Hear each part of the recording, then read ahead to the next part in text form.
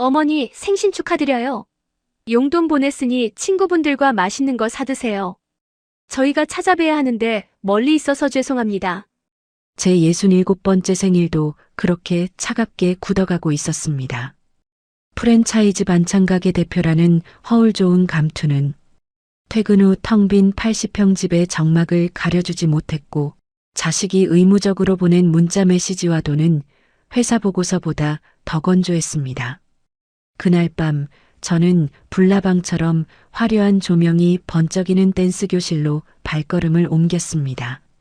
그리고 그곳에서 저를 소녀라 불러주는 남자 최태성을 만났습니다. 그가 제 허리에 손을 감고 리듬이 아니라 마음을 맡기라고 속삭이던 순간 저는 20년 만에 심장이 다시 뛰는 것을 느꼈습니다. 나는 그가 내민 손을 구명줄처럼 꽉 붙잡고 말았습니다. 그것이 모든 비극의 서막이자 파멸을 향한 위험한 왈츠의 첫 스텝이 될 줄은 꿈에도 모른 채 말입니다. 이야기 시작 전에 꽃밭 인생 구독과 좋아요 꼭 한번 눌러주세요. 그럼 오늘의 사연 시작하겠습니다. 차갑게 식어버린 미역국 위로 얇은 기름막이 껴 있었습니다. 숟가락을 들어 국물을 휘휘 저어보다가 이내 식탁 위에 툭 내려놓고 말았죠. 넓디 넓은 펜트하우스 주방에 숟가락 놓는 소리만 공허하게 울려 퍼집니다. 오늘은 제 생일입니다. 정확히 말하면 67번째 생일이죠. 남들은 칠순인에 모내하며 잔치를 한다지만 저에게는 그저 1년 중 미역국 냄새를 맡는 유일한 날일 뿐입니다. 식탁 맞은편 의자는 텅 비어 있습니다. 20년 전 이혼 도장을 찍은 그날 이후로 제 앞자리는 늘 비어 있었으니까요. 그때는 괜찮았습니다. 오히려 속이 시원했죠. 죽기 살기로 반찬 가게에 매달렸고 그 결과 대한민국 주부라면 누구나 다 아는 반찬 프랜차이즈의 대표가 되었으니까요. 통장 잔고에 찍힌 0의 개수가 늘어날수록 제 인생도 꽉꽉 채워지는 줄 알았습니다. 그런데 말입니다. 돈으로 쌓아 올린 성벽이 너무 높았던 걸까요? 성 안에는 저 혼자 덩그러니 남겨져 있었습니다. 식탁 위에 올려둔 휴대폰 화면에 불이 들어왔습니다. 혹시나 하는 마음에 잽싸게 폰을 집어들었죠. 아들입니다. 미국 지사로 발령받아 나간 우리 아들. 전화 통화 버튼을 누르려다 멈칫했습니다. 화면에 뜬 건 부재중 전화가 아니라 짧은 문자 메시지 하나였거든요. 어머니, 생신 축하드려요. 제가 지금 급한 미팅 들어가야 해서 전화는 못 드려요. 선물은 배송 보냈습니다. 건강하세요. 그 5글자가 왜 이리도 사무적으로 느껴지는지 모르겠습니다. 곧이어 며느리에게서도 문자가 왔습니다. 어머니, 생신 축하드려요. 용돈 보냈으니 친구분들과 맛있는 거 사드세요. 저희가 찾아뵈야 하는데 멀리 있어서 죄송합니다. 입금 알림이 울립니다. 100만 원. 전화도 없이 문자와 돈만 띡 붙여 보냅니다. 며느리에게 저는 딱 그 정도의 존재인 겁니다. 의무감으로 챙겨야 하는 돈 몇 푼 쥐어주면 조용해지는 시어머니. 친구들과 맛있는 걸 사 먹으라니 참 속 편한 소리입니다. 내 곁에 밥 한 끼 마음 편히 먹을 친구가 남아있기는 한 건지 며느리는 알 턱이 없겠죠. 저는 휴대폰을 엎어두고 다 식어버린 미역국을 싱크대 하수구에 쏟아버렸습니다. 후두둑 떨어지는 미역 건더기가 꼭 제 처지 같아서 보기가 싫더군요. 억지로 화장을 두껍게 하고 집을 나섰습니다. 본사 사무실에 들어서자마자 직원들의 눈빛이 바뀝니다. 복도를 지나가는데 탕비실에서 깔깔거리던 웃음소리가 제 구두 굽소리를 듣자마자 뚝 끊기더군요. 마치 저승사자라도 본 사람들처럼 말이죠. 저는 모른 척 집무실로 들어갔지만 등 뒤로 직원들이 안도의 한숨을 내쉬는 게 느껴졌습니다. 박 실장, 이거 가져가. 저는 책상 위에 놓인 결제 서류를 밀어내며 불렀습니다. 제 반찬 가게 개업 멤버이자 유일하게 제게 직원을 날리는 30년 지기 친구 박 실장이 들어왔습니다. 왜 또? 이번 신제품 기획안도 마음에 안 들어? 간이 안 맞아, 간이.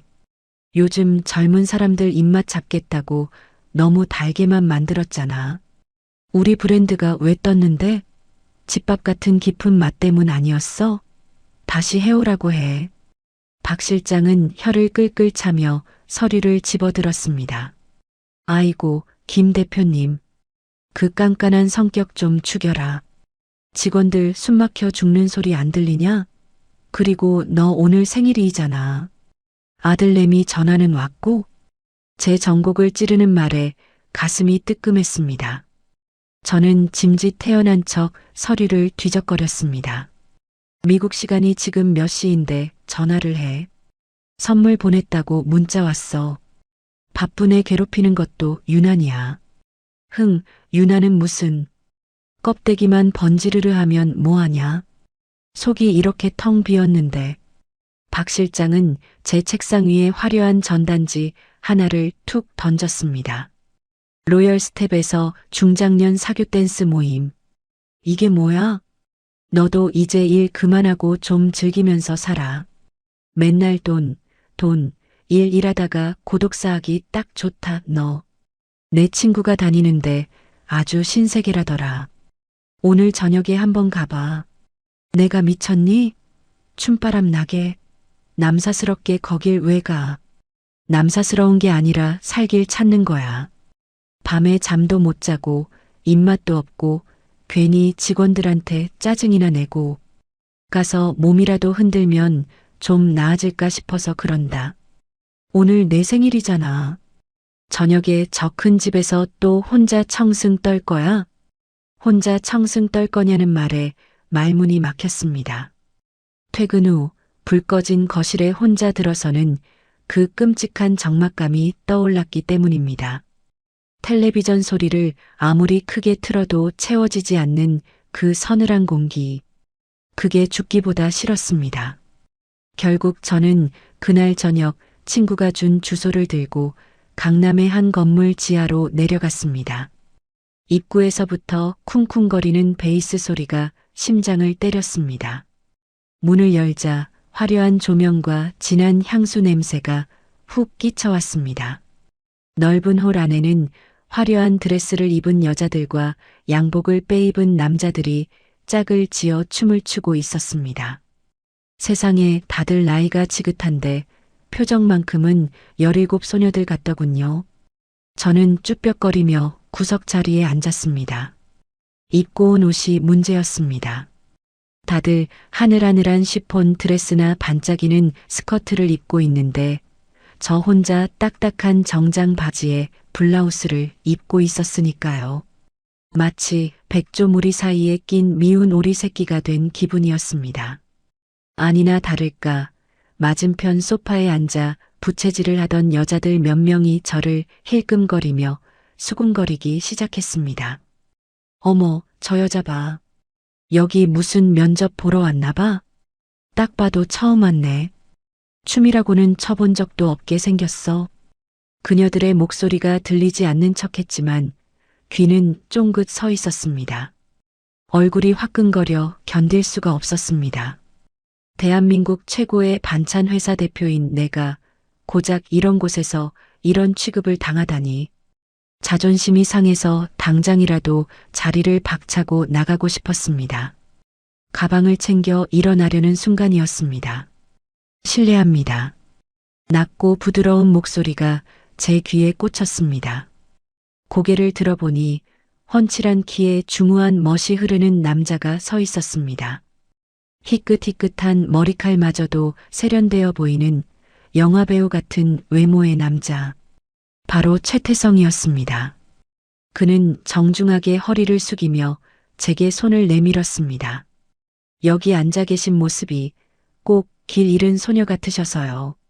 제가 감히 에스코트해 드려도 되겠습니까? 소녀라니. 살면서 사장님, 대표님, 여사님 소리는 들어봤어도 소녀라는 소리는 난생 처음이었습니다.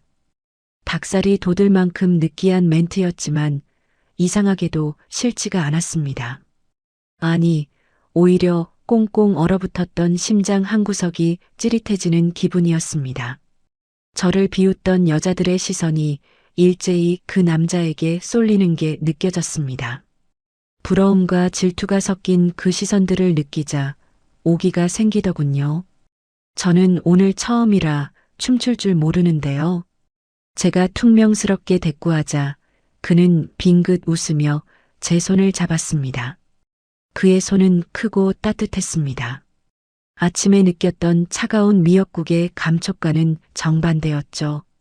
그 온기가 손바닥을 타고 팔을 지나 가슴까지 순식간에 퍼져나갔습니다. 춤은 배우는 게 아닙니다. 느끼는 거죠. 저한테 맡겨보세요. 발이 아니라 마음을 맡기시면 됩니다. 마음을 맡기라니. 그는 저를 부드럽게 일으켜 세웠습니다. 망설이는 저를 이끌고 그는 홀 중앙으로 걸어나갔습니다. 조명이 우리 위로 쏟아졌습니다. 심장이 터질 것만 같았습니다. 이게 긴장 때문인지 아니면 다른 무언가 때문인지 알 수 없었습니다. 분명한 건 이혼한 후 지난 20년 동안 단 한 번도 느껴보지 못한 감정이라는 겁니다. 음악이 느린 왈츠로 바뀌었습니다.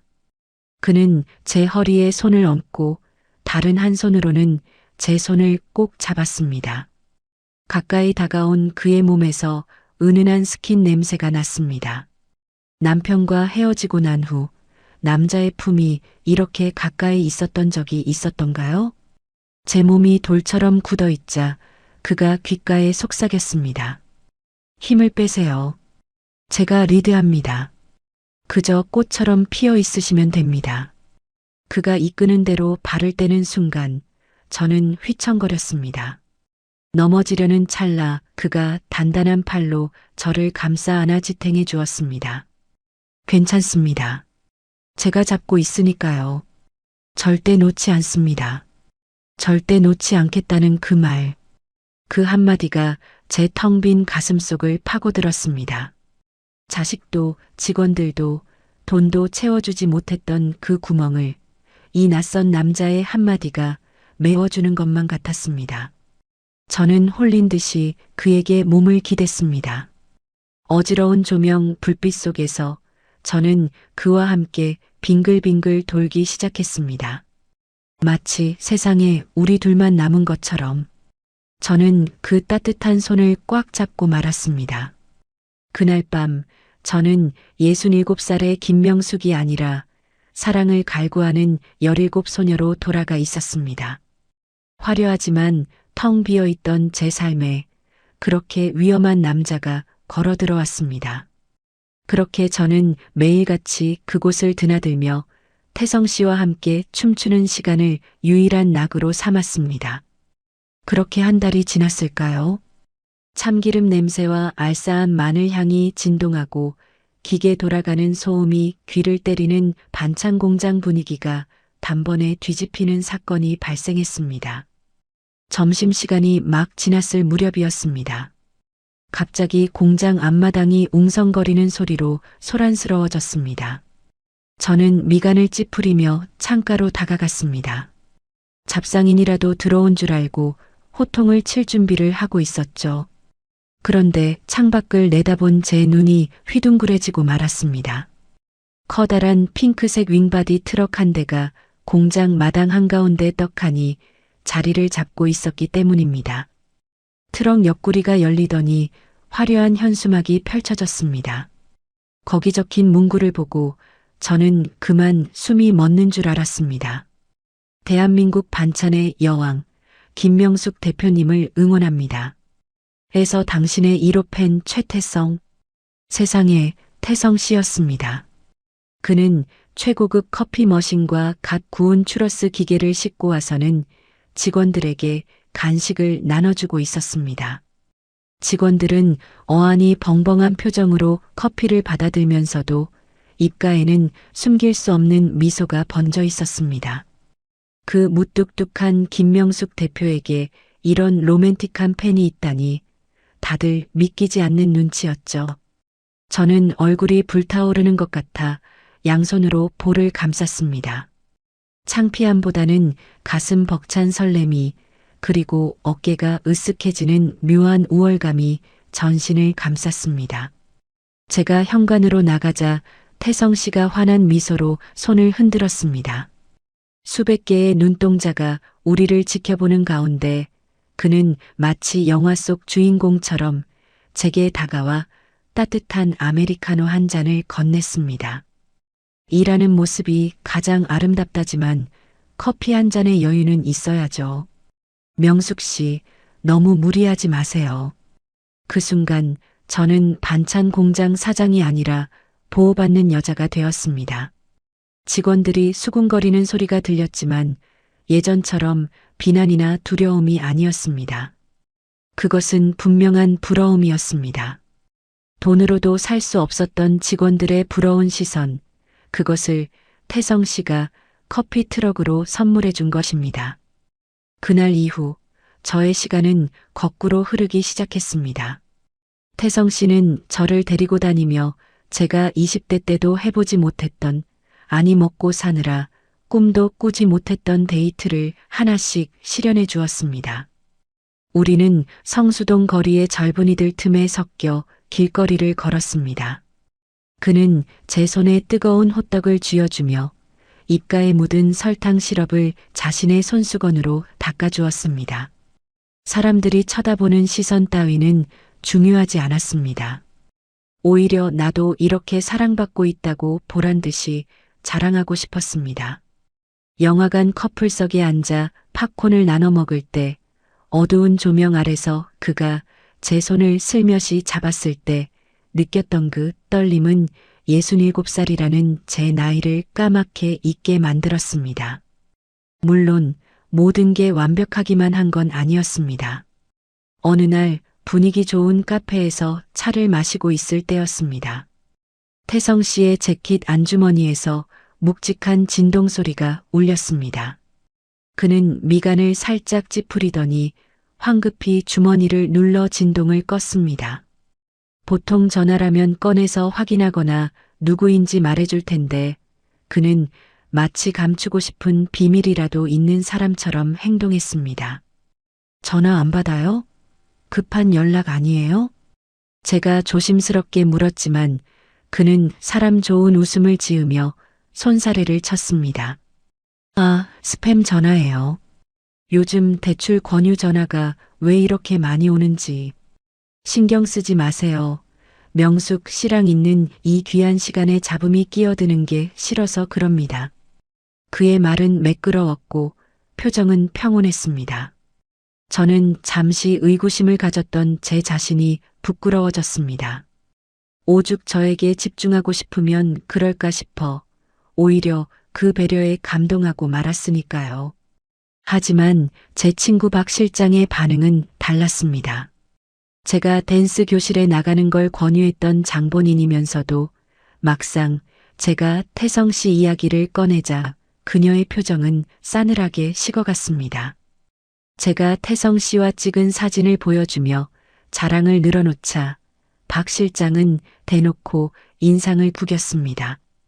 야, 김명숙, 너 정신 차려. 이 남자 눈빛이 영 아니야.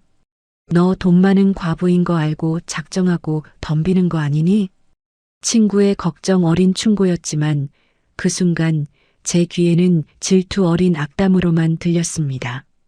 내 인생에 찾아온 늦깎이 봄날을 축복해주지는 못할 망정, 재를 뿌리는 것 같아 울컥 화가 치밀어 올랐습니다. 저는 마시던 찻잔을 탁 내려놓으며 쏘아붙였습니다.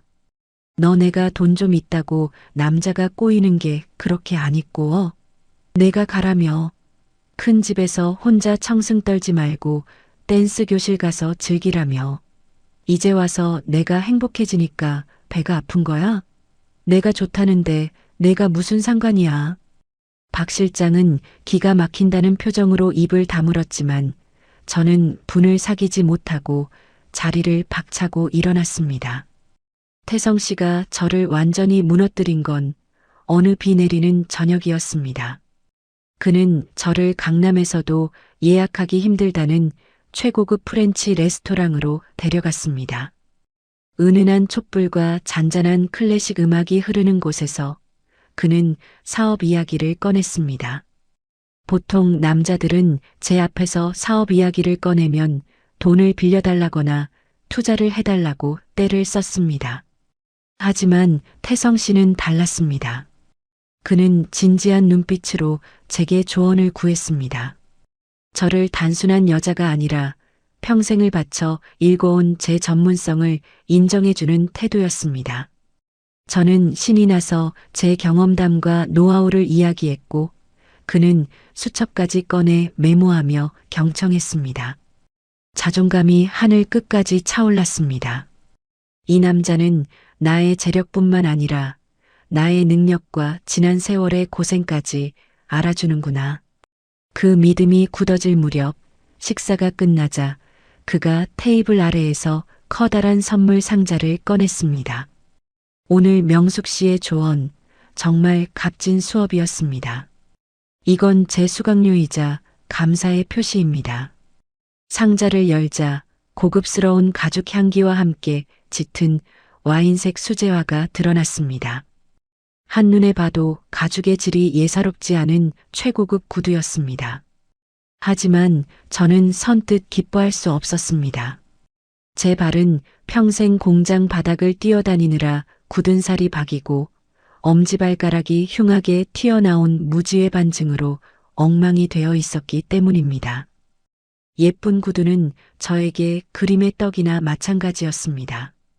제가 난처해하며 머뭇거리자 태성 씨는 자리에서 일어나 제 의자 옆으로 다가왔습니다. 그리고 주저없이 한쪽 무릎을 꿇었습니다. 자, 실례하겠습니다. 그가 제 낡은 구두를 벗기려 하자 저는 화들짝 놀라 발을 뒤로 뺐습니다. 아, 안 돼요. 내 발이 얼마나 흉한데요? 흉하다니요. 세상에서 가장 아름다운 발입니다. 그는 제 발을 단단히 붙잡았습니다. 그리고 양말을 벗겨내고 튀어나온 뼈와 거친 굳은 살을 어루만졌습니다.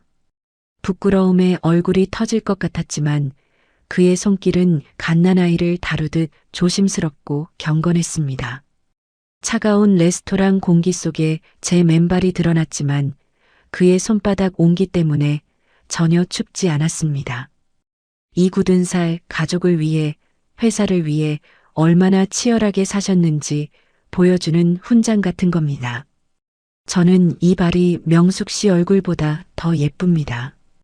이제부터는 이 편안한 신발 신고 꽃길만 걸으세요. 제가 그 길 깨끗하게 닦아놓겠습니다. 그는 제 발에 맞춤 제작한 수제화를 신겨주었습니다. 신기하게도 튀어나온 뼈가 전혀 아프지 않고 솜사탕을 밟은 듯 편안했습니다. 저의 콤플렉스까지 감싸 안아주는 남자. 나의 흉터마저 훈장이라 불러주는 남자. 그 순간 제 마음속에 남아있던 마지막 빗장이 와르르 무너져 내렸습니다. 눈시울이 뜨거워졌습니다. 저는 떨리는 손으로 그의 어깨를 잡았습니다. 이 남자라면 내 남은 인생을 맡겨도 되지 않을까? 아니, 맡기고 싶다. 그렇게 저는 스스로 불나방이 되어 타오르는 불길 속으로 뛰어들 결심을 하고 말았습니다. 저는 그렇게 태성 씨와 교제하며 행복한 나날을 보냈습니다. 과거에는 제 집 비밀번호를 누를 수 있는 사람은 오직 저 하나뿐이었습니다. 아들 녀석조차 올 때마다 벨을 눌러야 했고 가사 도우미 아주머니도 별도의 출입 카드를 써야 했으니까요. 하지만 이제는 다릅니다. 태성 씨는 마치 제 집이 원래 자기 집이었던 것처럼 자연스럽게 비밀번호를 누르고 들어옵니다. 처음 그에게 비밀번호를 알려주던 날 저는 마치 제 마음의 금고를 여는 것만 같아 손끝이 파르르 떨렸었습니다. 하지만 현관에 들어서는 그를 볼 때마다 느껴지는 이 꽉 찬 충만감은 그 떨림이 틀리지 않았음을 증명하는 듯 했습니다. 명숙 씨 나왔어요. 오늘 날씨가 기가 막히게 좋네. 집에만 있기 아까워요. 드라이브나 갑시다. 그는 소파에 앉아 있는 제게 다가와 이마에 가볍게 입을 맞췄습니다. 그 자연스러운 스킨십에 저는 또다시 소녀처럼 볼이 붉어졌죠. 사업할 때는 독사 같다는 소리를 듣던 제가 이 남자 앞에서는 순한 양이 되어버리는 게 저 스스로도 신기할 따름이었습니다. 그는 볼 곳이 있다며 저를 데리고 어딘가로 떠났습니다. 얼마 전 노후 대비 겸 부동산 투자처로 서울 근교에 실버타운을 짓자고 제안했는데 거기를 가는 것 같았습니다. 서울을 벗어나 1시간 남짓 달렸을까 차는 경기도 어느 한적한 국도로 접어들었습니다. 창문을 내리자 상쾌한 풀내음과 강바람이 차 안으로 밀려 들어왔습니다. 그는 핸들을 잡은 손으로 제 손을 꼭 쥐며 말했습니다. 명숙 씨, 내가 평생 꿈꿔왔던 그림이 뭔지 알아요? 사랑하는 사람과 공기 좋은 곳에서 텃밭이나 가꾸면서 늙어가는 거예요. 아침에는 당신이 끓여준 된장찌개 냄새에 눈을 뜨고 저녁에는 이렇게 마주 앉아 차 한 잔 마시는 살. 그게 내 마지막 소원입니다. 그의 말은 한 폭의 수채화처럼 아름다웠습니다. 화려한 펜트하우스나 명품 가방보다 더 가치 있게 들렸으니까요. 차가 멈춘 곳은 강이 한눈에 내려다 보이는 배산 임수의 명당 자리에 위치한 넓은 공터였습니다. 아직은 잡초가 무성한 맨땅이었지만 명당이 따로 없어 보였습니다. 여기에요. 제가 말한 우리의 실버타운을 지을 곳. 이름도 벌써 생각해뒀어요. 로열 팰리스. 가슴이 벅차올랐습니다. 단순한 투자가 아니라 우리의 미래를 함께 짓자는 프로포즈나 다름없었으니까요. 그때 검은색 세단 한 대가 미끄러지듯 들어와 우리 차 뒤에 섰습니다. 차 문이 열리고 한눈에 봐도 똑 부러져 보이는 단발머리의 젊은 여자가 내렸습니다. 딱 떨어지는 정장 차림에 서류 가방을 든 그녀는 마치 드라마에 나오는 젊은 커리어 우먼 같았습니다. 삼촌, 오셨어요? 태성 씨가 반갑게 손을 흔들며 그녀를 소개했습니다. 인사해요. 여기는 내 조카 윤소희. 미국에서 경영학 공부하고 지금은 투자자문회사에서 일하고 있어요. 우리 프로젝트를 도와줄 브레인입니다. 안녕하세요, 김 대표님. 말씀 많이 들었습니다. 실물이 훨씬 고우시네요. 소희 씨는 싹싹하고 예의 발랐습니다. 서글서글한 눈매가 태성 씨를 쏙 빼닮아 보여 저는 일말의 의심도 없이 그녀를 향해 미소 지었습니다. 우리는 근처의 조용한 카페로 자리를 옮겼습니다. 소희 씨는 테이블 위에 두툼한 서류 뭉치를 꺼내 놓았습니다. 그녀가 서류를 한 장씩 넘길 때마다 제 눈은 점점 커졌습니다. 화려한 조감도, 구체적인 수익률 분석표, 그리고 무엇보다 제 시선을 사로잡은 건 관공서의 붉은 도장이 선명하게 찍힌 공문들이었습니다. 대표님, 이건 극비사항인데요. 여기 보시면 이 부지 바로 옆으로 대기업 공장이 들어올 예정이에요. 군청에서 이미 허가가 났고요. 공식적으로 발표나면 땅값이 3배는 뜁니다. 이건 투자가 아니라 죽는 거예요. 소희 씨의 설명은 청산유수였습니다. 어려운 전문 용어를 섞어가며 설명하는데 그게 또 묘하게 설득력이 있었습니다. 그녀는 태블릿을 꺼내 지도 위에 빨간 선을 그어가며 열정적으로 브리핑을 이어갔습니다. 제 반찬 공장을 운영하며 수많은 계약서를 검토해봤지만 이렇게 완벽해 보이는 서류는 처음이었습니다. 특히 개발 제한 구역 해제 예정지라고 적힌 공문은 제 심장을 뛰게 만들기에 충분했죠. 하지만 평생 돌다리도 두드려보고 건너온 제 사업가적 본능이 꿈틀거렸습니다. 금액이 문제였습니다. 초기 투자 비용 10억 원. 아무리 사랑하는 사이라도 10억 원은 결코 적은 돈이 아니었습니다. 제가 서류를 만지작거리며 망설이자 태성 씨의 표정이 묘하게 굳어졌습니다. 그는 창밖 먼 산을 바라보며 씁쓸한 표정을 지었습니다. 카페 안에 무거운 침묵이 흘렀습니다. 소희 씨가 눈치 빠르게 자리를 비켜주겠다며 화장실로 갔습니다. 둘만 남게 되자 태성 씨가 나직하게 입을 열었습니다. 명숙 씨, 부담스러우면 안 해도 됩니다. 나는 그냥 우리가 함께할 노후를 좀 더 빨리 완벽하게 준비하고 싶었을 뿐이에요. 내 전 재산 털어놓고 부족한 부분을 당신과 함께 채우고 싶었는데 당신 입장에서는 내가 돈을 노리고 접근한 놈처럼 보일 수도 있겠네요. 그의 목소리에 물기가 어려 있었습니다. 가슴이 덜컥 내려앉았습니다. 그가 먼저 저렇게 상처받은 얼굴로 말을 꺼내니 제가 천하의 몹쓸 여자가 된 기분이었습니다. 그는 제 눈을 피하며 한숨을 푹 쉬었습니다. 나를 못 믿는 건 이해합니다. 우리가 만난 지 얼마나 됐다고 10억 원이라는 큰 돈을 선뜻 내놓겠어요. 하지만 명숙 씨, 당신의 그 뛰어난 사업적 감각까지 의심하지는 마세요. 이 땅, 그리고 내 진심, 진짜입니다. 돈 때문에 우리 사랑이 시험받는 것 같아서 참 비참하네요. 비참하다는 말. 그 말이 비수가 되어 제 가슴에 꽂혔습니다. 자책감이 밀물처럼 밀려왔습니다. 화장실에서 돌아온 소희 씨가 분위기를 살피며 조심스럽게 서류를 챙기려 했습니다. 그 순간 저는 결심했습니다. 더 이상 외롭게 살고 싶지 않았습니다. 돈은 있다가도 없고 없다가도 있는 것이지만 내 편은 한번 놓치면 다시는 돌아오지 않는다는 것을 뼈저리게 알고 있었으니까요. 더 이상 생일에 혼자 미역국 끓여서 밥해 먹고 싶지는 않았습니다. 잠깐만요, 소희 씨. 서류 다시 펴세요. 제 목소리에 힘이 실렸습니다. 태성 씨가 놀란 눈으로 저를 쳐다보았습니다. 저는 핸드백에서 인감 도장을 꺼냈습니다. 그리고 소희 씨가 내민 계약서에 망설임 없이 도장을 꾹 눌러 찍었습니다. 선명한 붉은 인주 자국이 종이 위에 남았습니다. 당신 믿어요.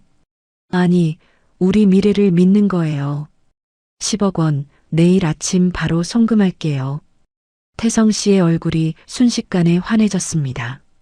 그는 와락 저를 껴안았습니다. 결정 잘했어요, 명숙 씨. 정말 고마워요. 절대 후회하지 않게 해줄게요. 그의 품은 따뜻했습니다. 하지만 그 너머로 보이는 소희 씨의 눈빛을 저는 보지 못했습니다. 태성 씨의 어깨 너머로 저를 바라보는 그녀의 눈이 차갑게 번뜩이며 입꼬리가 살짝 올라갔다는 것을 말입니다. 다음 날 아침 저는 은행 VIP 룸에 앉아 있었습니다. 평생 피땀 흘려 모은 적금을 깨고 우량주들을 일부 처분했습니다. 은행 직원이 걱정스러운 눈빛으로 물었습니다. 대표님, 정말 전액 이체하시는 겁니까?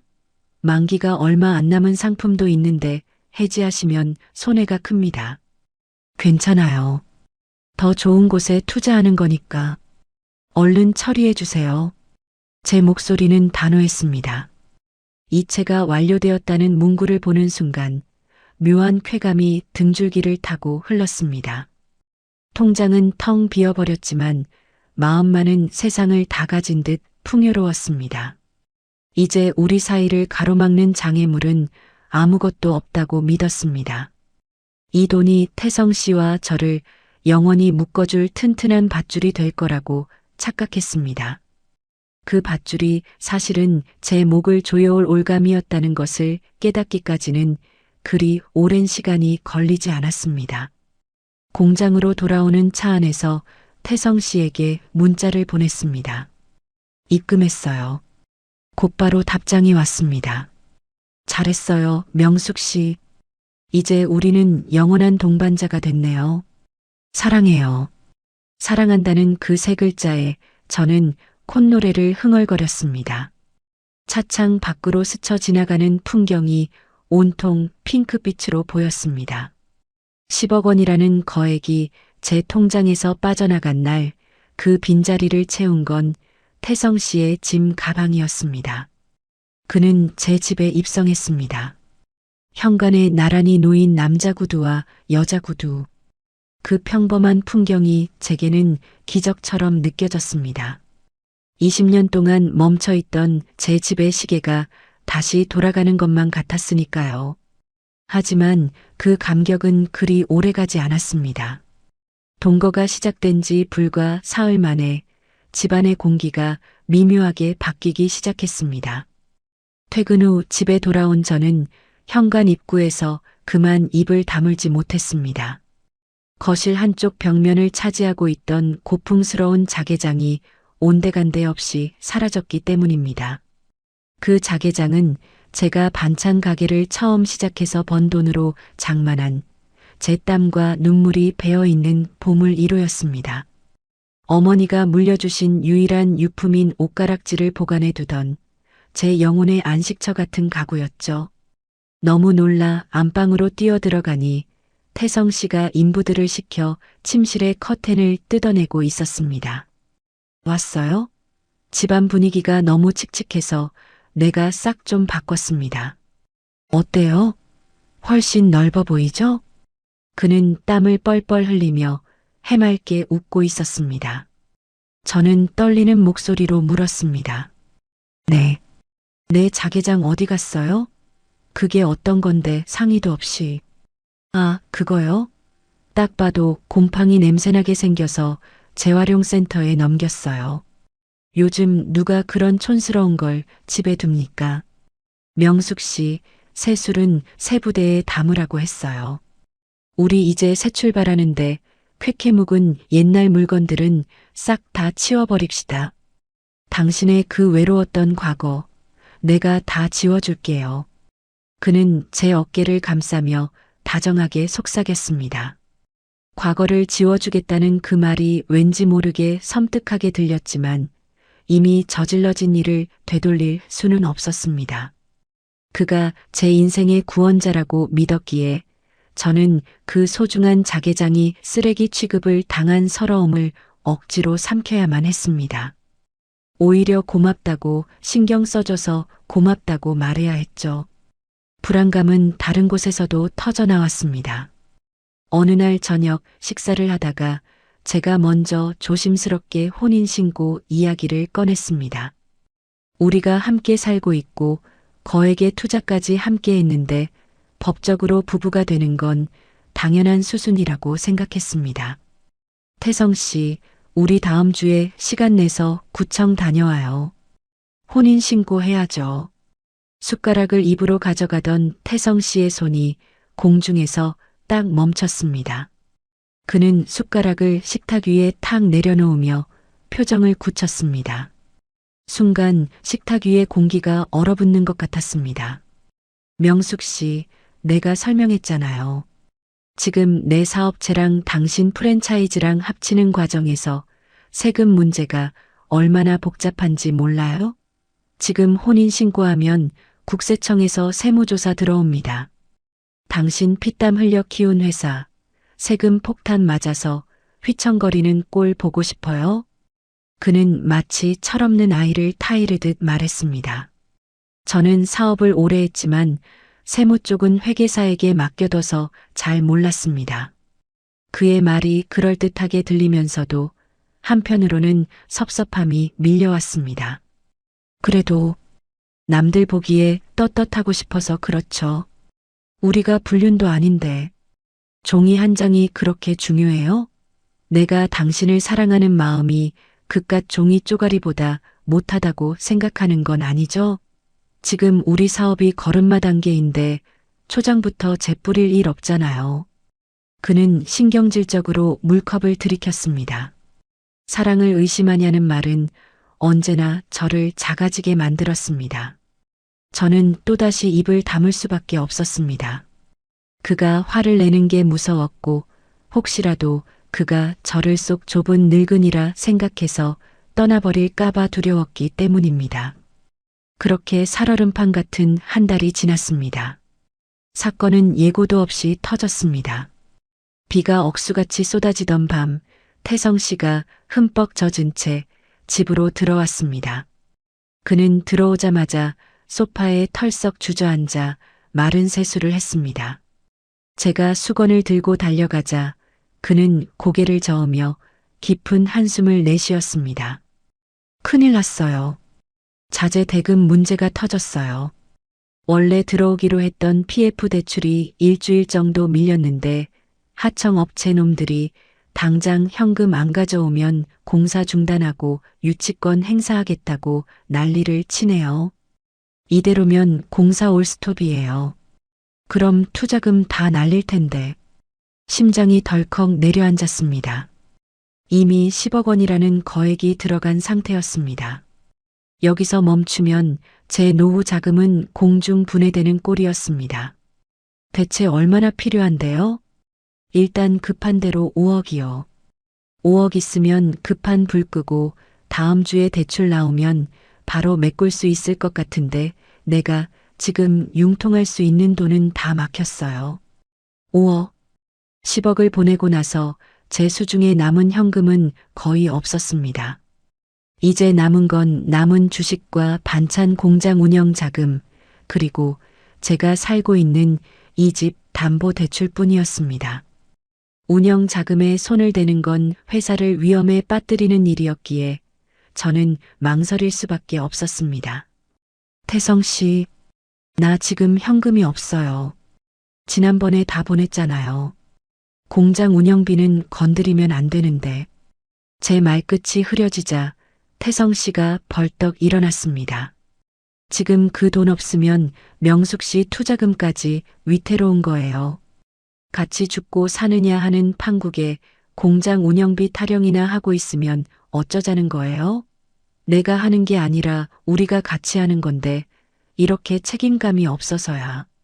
그는 뒤도 돌아보지 않고 현관문을 쾅 닫고 나가버렸습니다. 밖에는 천둥 번개가 치고 집안은 정막만이 감돌았습니다. 그가 영영 돌아오지 않을까봐, 이대로 투자도 끝나고 그도 나가버릴까봐 미칠 것 같은 공포가 엄습했습니다. 그날 밤 저는 뜬 눈으로 밤을 지새웠습니다. 전화를 수십 통 걸었지만 그의 휴대폰은 꺼져 있었습니다. 새벽녘이 되어서야 제 전화벨이 울렸습니다. 태성 씨가 아니었습니다. 그의 조카라고 했던 윤소희였습니다. 그녀의 목소리는 다급하고 떨리고 있었습니다. 대표님, 큰일 났어요. 삼촌이 지금 이상한 사람들한테 끌려갔어요. 네, 그게 무슨 소리예요? 끌려가다니요?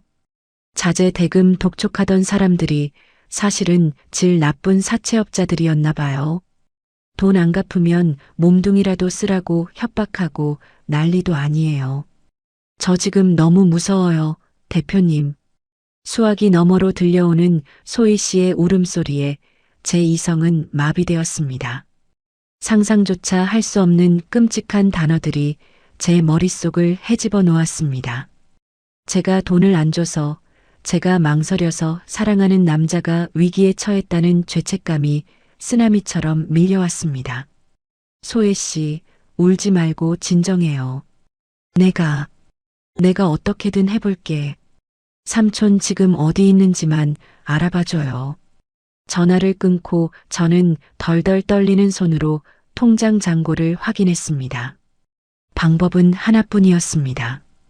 회사법인 통장에 손을 대는 것. 그것은 횡령이나 다름없는 짓이었지만 지금 제 눈에는 아무것도 보이지 않았습니다. 오직 태성 씨를 살려야 한다는 생각뿐이었습니다. 그때 초인종이 울렸습니다. 인터폰 화면에 박 실장의 얼굴이 보였습니다. 저는 엉망이 된 얼굴을 대충 수습하고 문을 열어주었습니다. 박 실장은 들어오자마자 퉁퉁 부은 눈을 보더니 대번 인상을 찌푸렸습니다. 야, 김명숙, 정신 차려. 너 지금 꼴이 말이 아니야. 박 실장은 제 어깨를 잡고 흔들었습니다. 하지만 그녀의 걱정은 제 귀에 들어오지 않았습니다. 너 아무것도 모르면서 함부로 말하지 마. 그 사람 지금 힘든 상황이야. 내가 도와줘야 한다고. 도와주긴 개뿔. 너 10억 해먹은 것도 모자라서 또 돈 달래? 이 멍청아, 그거 다 쇼라고. 박 실장의 입에서 쇼라는 단어가 튀어나오자 저는 이성을 잃고 소리를 질렀습니다. 내가 뭘 안다고 함부로 짓거려. 그 사람은 나한테 진심이야. 너 그런 소리 할 거면 당장 나가. 내 집에서 나가라고. 저는 박 실장의 등 떠밀어 현관 밖으로 내쫓았습니다. 박 실장은 밀려나면서도 악을 썼습니다. 너 진짜 후회한다. 내가 그놈 뒷조사 다 해놨어. 지금이라도 정신 차려 제발. 현관문을 닫고 도어로까지 이중으로 잠갔습니다. 심장이 터질 듯이 뛰었습니다. 친구까지 내쳤습니다. 이제 저는 정말 혼자가 되었습니다. 하지만 후회는 없었습니다. 태성 씨만 무사히 돌아온다면 괜찮다고 생각했으니까요. 저는 회사 격리 과장에게 전화를 걸었습니다. 김 과장, 지금 당장 자금 집행할 게 있어. 내가 보내는 계좌로 5억 원 긴급 이체해. 토 달지 말고 지금 당장. 5억 원이 이체된 다음 날 태성 씨는 돌아왔습니다. 언제 화를 냈냐는 듯 양손 가득 꽃다발과 케이크를 들고 현관문을 열었죠. 그는 제 앞에 무릎을 꿇고 눈물을 글썽이며 말했습니다. 명숙 씨 덕분에 살았다고, 이 은혜 평생 갚으며 살겠다고요. 그의 눈물은 뜨거웠고 목소리는 떨리고 있었습니다. 저는 그 모습을 보며 안도의 한숨을 내쉬었습니다. 역시 내 선택이 틀리지 않았어. 이 남자는 상황이 힘들어서 잠시 예민해졌던 것뿐이야. 라고 스스로를 다독였습니다. 하지만 그 평화는 폭풍 전야의 고요함보다 더 끔찍한 것이었습니다. 제 인생을 송두리째 뒤집어 놓을 판도라의 상자가 바로 제 등 뒤에서 서서히 열리고 있었으니까요. 며칠 뒤 회사 집무실에 박 실장이 들이닥쳤습니다. 지난번 저희 집에서 쫓겨난 이후 처음 보는 얼굴이었습니다. 저는 짐짓 쌀쌀맞게 서류만 들여다보며 대꾸했습니다. 할 말 없으면 나가. 나 바빠. 하지만 박 실장은 나가지 않았습니다. 대신 제 책상 위에 아주 작은 물건 하나를 툭 던져 놓았습니다. 손가락 마디만 한 검은색 USB였습니다. 차가운 금속성이 책상 유리와 부딪히며 날카로운 소리를 냈습니다. 이게 뭔데? 보고 판단해. 내가 목숨 걸고 사랑한다는 그 남자의 진짜 얼굴이니까. 이거 구하느라 흥신소 직원들이 며칠 밤을 새웠어. 내 말 못 믿겠으면 내 눈으로 직접 확인해봐. 박 실장의 목소리는 평소와 달리 차분하게 가라앉아 있었습니다. 그 서늘한 기운에 저도 모르게 등골이 오싹해졌습니다. 박 실장은 더 이상 긴 말하지 않고 집무실을 나갔습니다. 덩그러니 남겨진 USB를 노려보며 저는 한참을 망설였습니다. 하지만 의심이라는 싹은 이미 제 가슴 속에서 독버섯처럼 자라나고 있었습니다. 떨리는 손으로 USB를 컴퓨터에 꽂았습니다. 모니터 화면에 폴더 하나가 떴고 그 안에는 수십 개의 동영상 파일과 녹음 파일들이 들어 있었습니다. 가장 위에 있는 영상을 클릭했습니다. 화면 속에 익숙한 풍경이 들어왔습니다. 바로 태성 씨가 저와 함께 실버타운을 짓자고 했던 가평의 그 부지였습니다. 그런데 영상 속에 태성 씨 옆에 서 있는 사람은 제가 아니었습니다. 화려한 파마 머리에 명품 가방을 든 저와 비슷한 또래의 낯선 중년 여성이었습니다. 태성 씨는 그녀의 허리를 감싸 안으며 저에게 했던 말과 토씨 하나 틀리지 않은 대사를 의조리고 있었습니다. 여보, 저기 봐요. 저기에 우리 둘만의 타운을 짓는 거야. 아침에는 당신이 끓여준 찌개 냄새에 눈을 뜨고 싶어. 당신은 나의 여왕이니까. 심장이 쿵 하고 내려앉았습니다. 머릿속이 하얗게 변했습니다. 이게 무슨 상황인지 도무지 이해가 되지 않았습니다. 다른 영상을 재생했습니다. 이번에는 다른 여자였습니다. 장소만 다를 뿐 태성 씨의 레퍼토리는 똑같았습니다. 그는 수많은 여자들에게 똑같은 꿈을 팔고 똑같은 사랑을 속삭이고 있었습니다. 손이 부들부들 떨려 마우스를 잡기조차 힘들었습니다. 하지만 진짜 지옥은 그 다음 파일에 담겨 있었습니다. 파일명 윤소희 모텔 입구. 소혜 씨? 태성 씨의 조카이자 똑똑한 투자 전문가인 소희 씨 파일이 왜?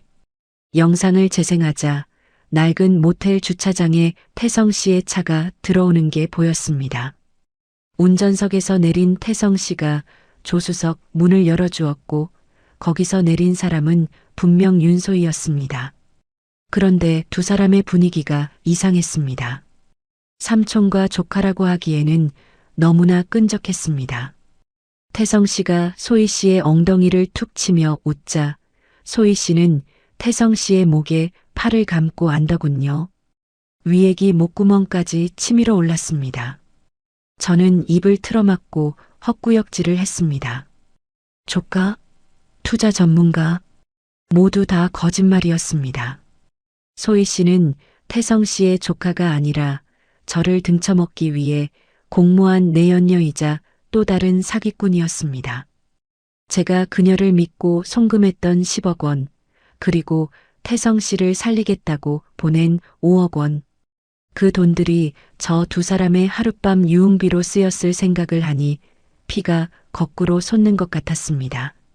모니터 속의 두 사람은 저를 비웃듯 행복해 보였습니다. 저는 그대로 의자에서 미끄러져 바닥에 주저앉았습니다.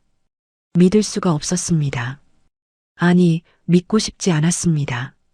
이 모든 게 조작된 것이기를, 누군가의 악질적인 장난이기를 간절히 바랐습니다. 그날 밤 저는 평소처럼 퇴근해 집으로 돌아갔습니다.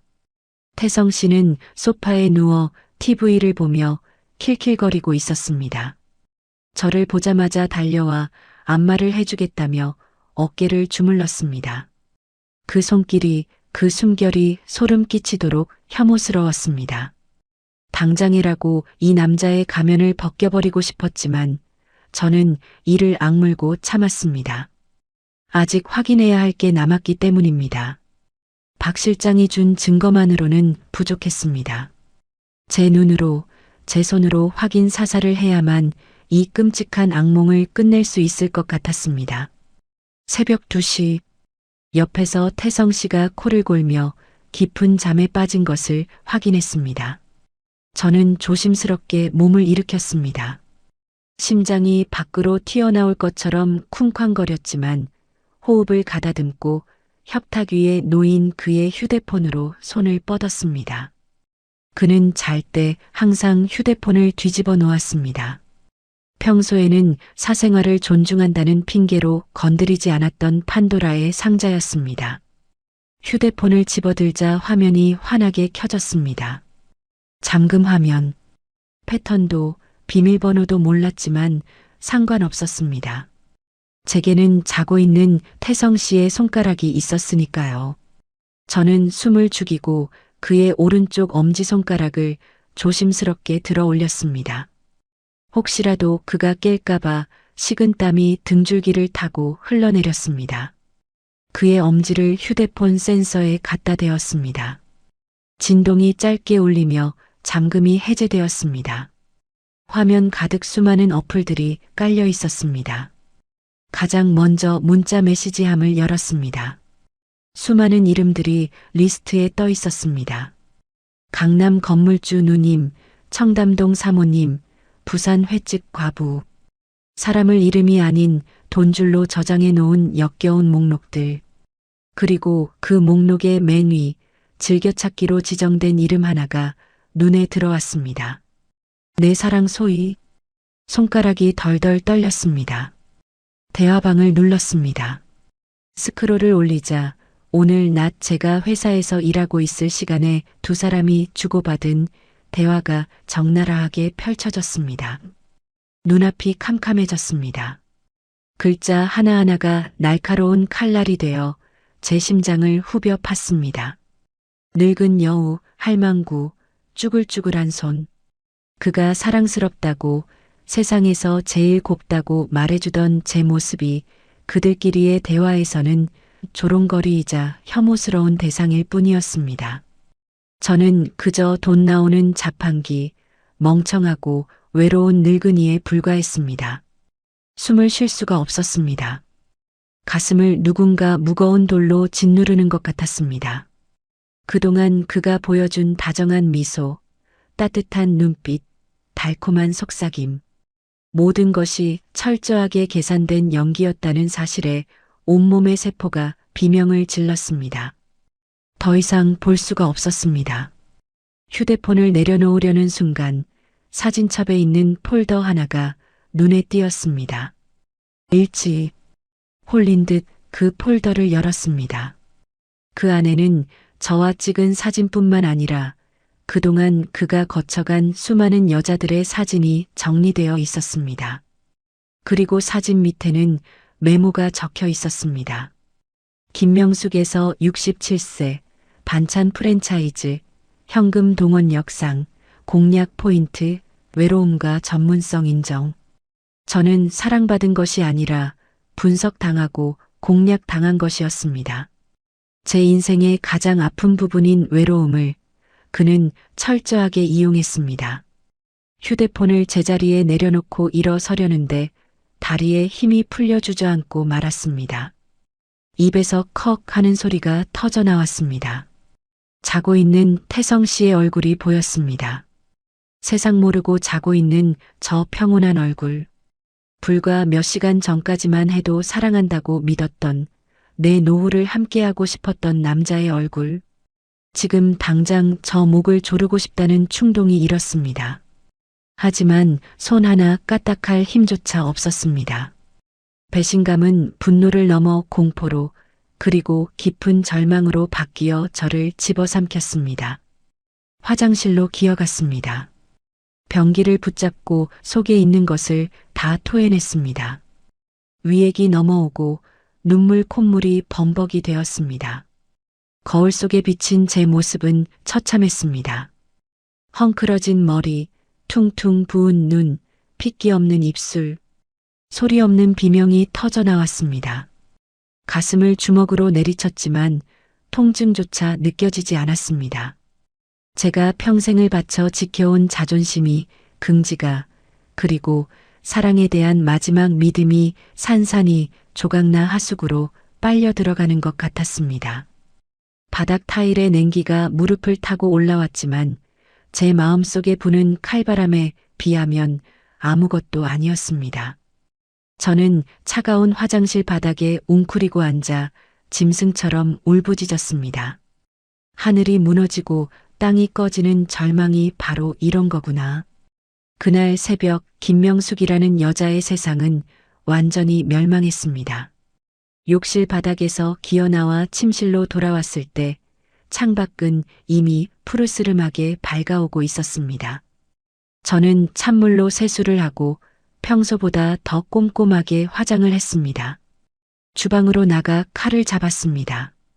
도마 위에 물을 올려놓고 썰기 시작했습니다. 삭, 삭, 삭. 칼날이 물을 파고드는 소리가 섬뜩하게 울려 퍼졌습니다. 마치 태성 씨의 목덜미를 겨누는 것 같아 묘한 쾌감이 느껴졌습니다. 보글보글 된장찌개 끓는 냄새가 집안을 채울 때쯤 태성 씨가 부스스한 얼굴로 안방에서 나왔습니다. 냄새 좋다. 명숙 씨, 벌써 일어났어요? 어제 많이 피곤했을 텐데 좀 더 주무시지. 그는 아무렇지 않게 제 뒤로 다가와 허리를 감싸 안았습니다. 등 뒤에 닿는 그의 체온에 온몸의 털이 곤두섰습니다.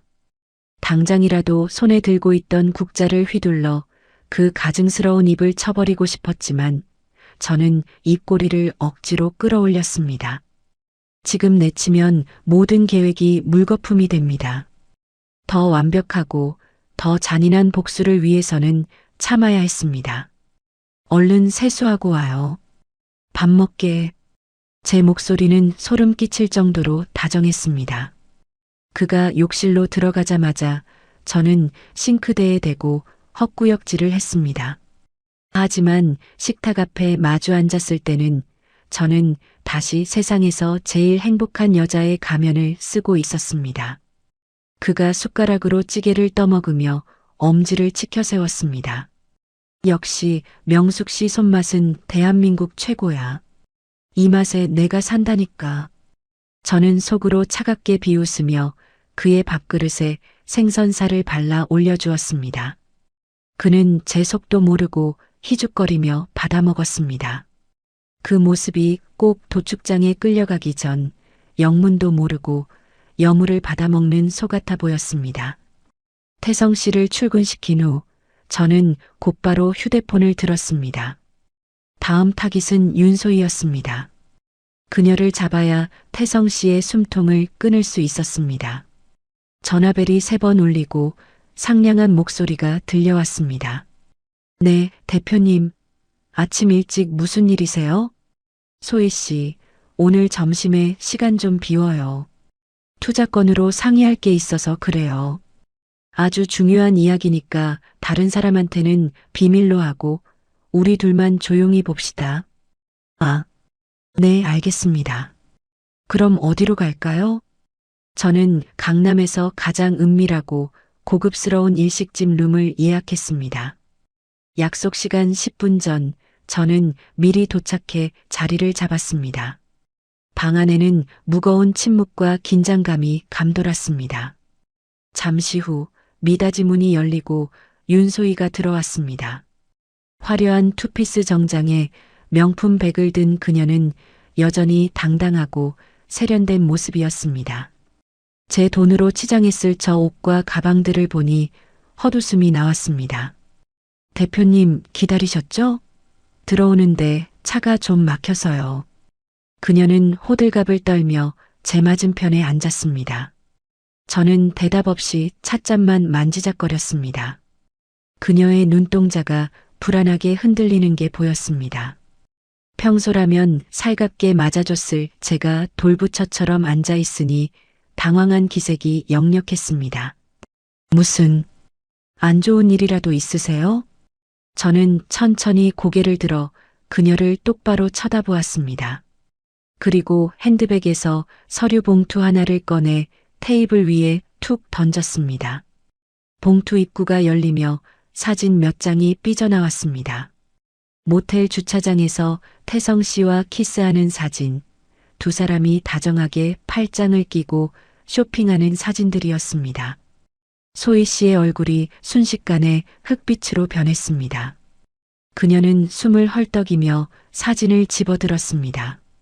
손이 덜덜 떨려 사진이 파르르 흔들렸습니다. 이게 무슨 조카라며. 태성 씨 조카라며. 요즘은 조카랑 삼촌이 모텔도 가고 키스도 하나 보지. 제 목소리는 낮고 차분했지만 그 안에는 서슬퍼런 칼날이 숨겨져 있었습니다. 소희 씨는 입술을 깨물며 고개를 숙였습니다. 변명거리를 찾는 듯 눈동자를 굴리는 게 뻔히 보였습니다. 대표님, 그게 아니라요. 오해세요.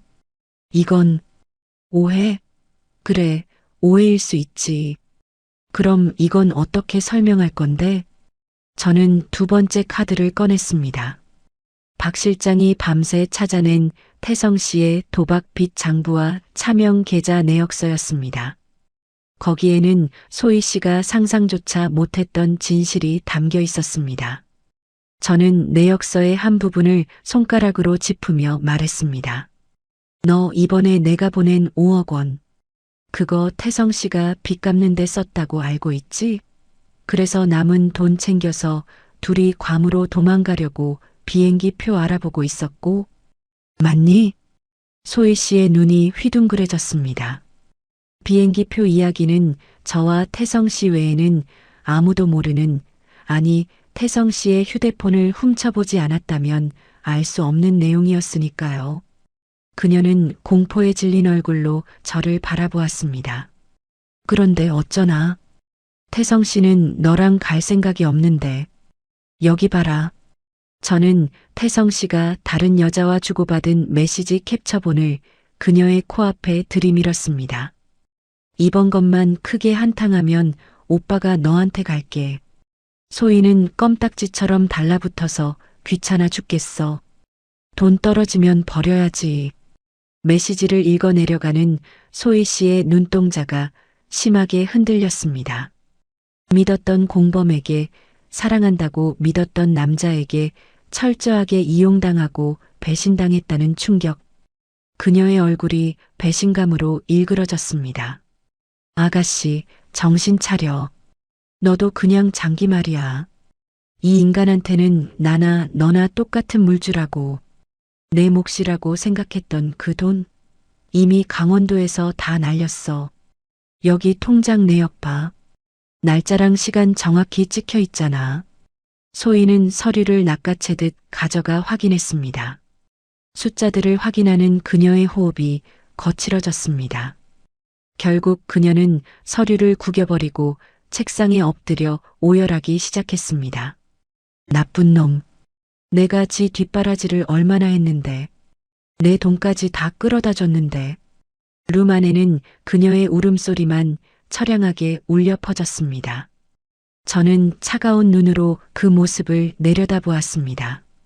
동정심 따위는 들지 않았습니다. 그녀 역시 저를 속이고 제 피 같은 돈을 갈취하려 했던 사기꾼이니까요. 하지만 지금은 그녀를 적으로 두는 것보다 제 편으로 만드는 게 유리했습니다. 저는 찻잔을 들어 한 모금 마신 뒤 천천히 입을 열었습니다. 그만 울고 고개 들어.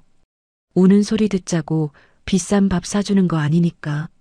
제 서늘한 목소리에 소희가 흠칫하며 고개를 들었습니다. 눈물 범벅이 된 얼굴로 저를 쳐다보는 꼴이 가관이었습니다. 선택해. 이대로 나한테 고소당해서 감옥에 갈래?